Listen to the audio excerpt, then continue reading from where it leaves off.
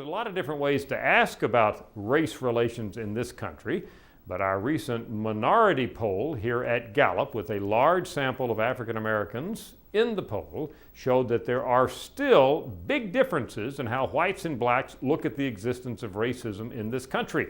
Here's a question: do you think racism against blacks is or is not widespread in the U.S.? A pretty simple question.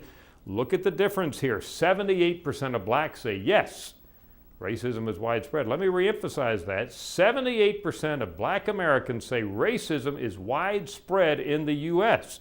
What about whites?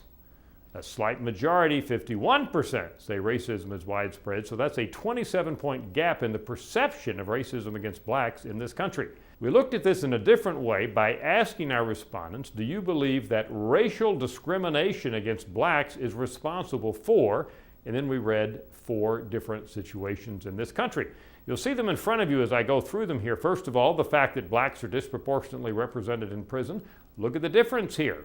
Blacks overwhelmingly say this, that is, blacks in prison disproportionately, is a result of racism. Whites much less likely to agree. Same thing when we look at lower incomes for blacks on average in this country. Blacks say that's racism, whites less likely to agree. Now you'll see education. Blacks have lower levels of educational achievement. Is that a result of racism? Yes, say blacks.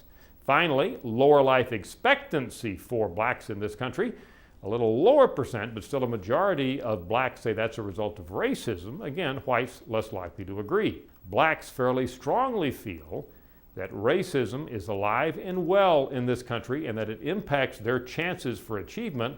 Whites, as we've seen, much less likely to agree.